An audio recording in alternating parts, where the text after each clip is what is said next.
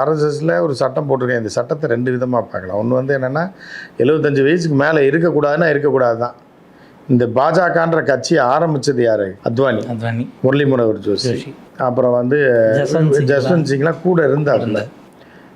அவங்களையே வந்து துரத்தி விட்ட மோடிஜி துரத்தி விட்டார். ஆர்எஸ்எஸும் துரத்தி விட்டுருச்சு. ஆர்எஸ்எஸ் செஞ்ச பாவத்துக்கு ஆர்எஸ்எஸ் இப்போ அனுபவிக்குது.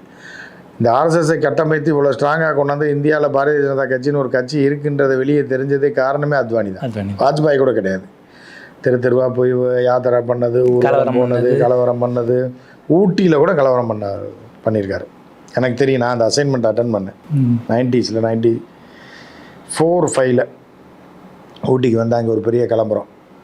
அந்த இந்த ஸ்ட்ரீட் இருக்கும், சேரிங் கிராஸ்லேருந்து லெஃப்ட்டில் போனீங்கன்னா பஜார் ஸ்ட்ரீட்டுன்னு ஒரு பக்கம் வந்து இது இருக்கும். அதென்னா குதிரை ரேஸ் விடக்கூடிய கிரவுண்ட் இருக்கும்.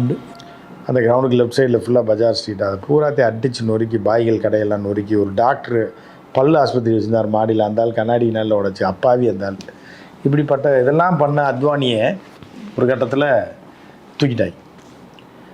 அப்போ ஜிலாம் எந்த மாத்திரம் அப்படிங்கும்போது ஜி வந்து டிரான்ஸ்ஃபார்மர் மாதிரி, அத்வானி ஃபியூஸ் கேரியர் மாதிரி டப்புன்னு பிடிங்கிட்டாங்க சேஃப்டியாக இருந்ததுனால. இது வந்து டிரான்ஸ்ஃபார்மரில் கை வச்சாங்கன்னா பொசுங்கி கருகிடுவாங்க